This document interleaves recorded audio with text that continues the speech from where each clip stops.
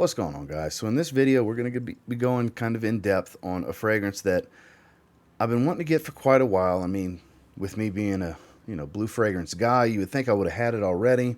I guess timing wasn't right, or for one reason or another, but I do have it now, and I do think it's absolutely one of the best versatile everyday fragrances that you can get for around $30 right now in the marketplace.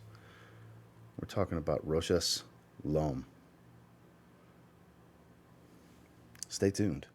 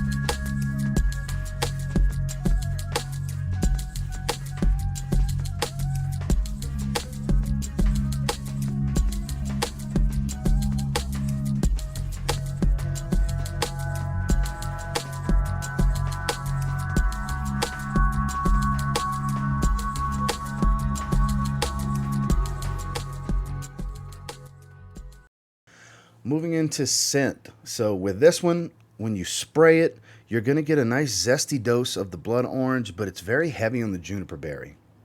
A little mintiness from this geranium.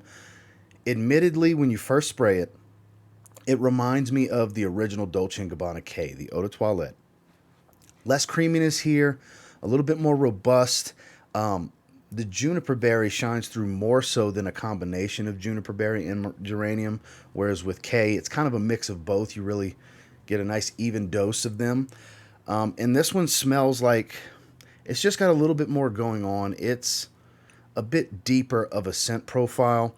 It is a better fragrance overall. So for those of you that don't like Dolce & Gabbana K EDT, this will remind you of it, but trust me, this is a better fragrance. It's a much better fragrance in my opinion. As it starts to settle in, there's a little bit of earthiness to it, but the juniper berry kind of stays from start to finish, and though it doesn't change drastically, God, this is a beautiful smell.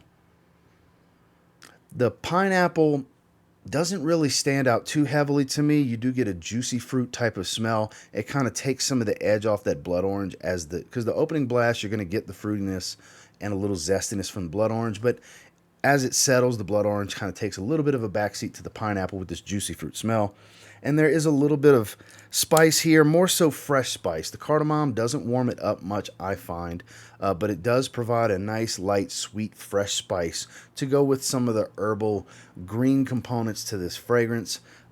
It does have a little bit of moss, some oak moss in the base, but it never comes across like a heavy chypre. It doesn't have a real heavy earthy tone to it. Like I said, just a light, earthy green tone, but it is a beautiful elixir nonetheless. This really is.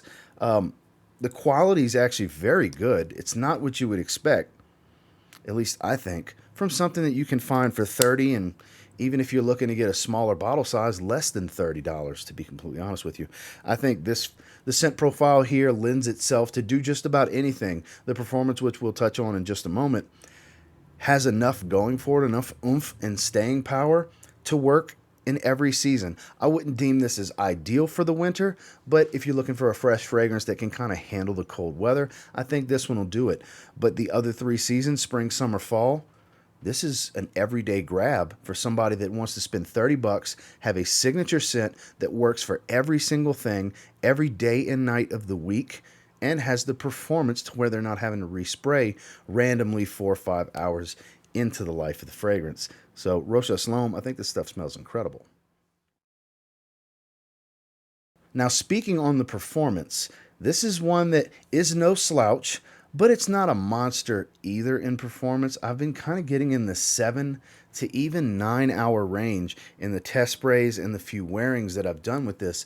I've actually been very impressed. And honestly, I think the sprays that was only giving me about 7 hours, I really think I was getting a little bit of olfactive fatigue because the one day that I clocked it at around 7 hours, I had been spraying several different fragrances and testing several different fragrances. So it's really more in the 8 to 9 hour range. Longevity on this is fantastic. Again, I can't stress enough, especially for that $30 price bracket. I paid $30 for this tester bottle. If you're okay with not having the retail presentation box, I say go the route of the tester. I picked this up on eBay. They're all over eBay from a lot of reliable sellers. You can find them on FragranceNet, Fragrance X, all these different places have it now. It was not easy to find. I had been waiting for this to show up at discounters here in the US, a little more readily available overall. And once it's kind of become easy to find, I went ahead and got my hands on it because I'm surprised at what you get for your money. I really am, because the performance is there, the scent quality is there. Though familiar to Dolce & Gabbana K, it's definitely better and deeper overall. And the projection here is a little bit heavy. In the beginning, in the first hour, I would say it's actually quite heavy. Not room-filling type of heavy, but reach out beyond arm's reach type of heavy.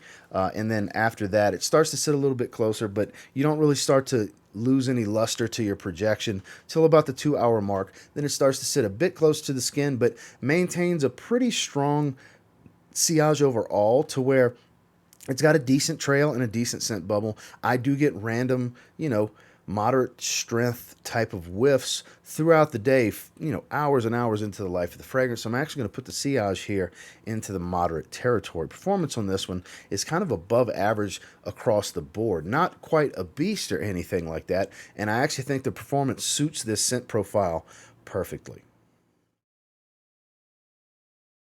Final thoughts on Rochas L'Homme. I think this is one of the best do-it-alls that I don't necessarily wish I would have got sooner. I mean, I'm not super late to the party by years and years or anything like that, but it's definitely a great addition to anyone's collection, a great standalone fragrance to do anything you need it to do.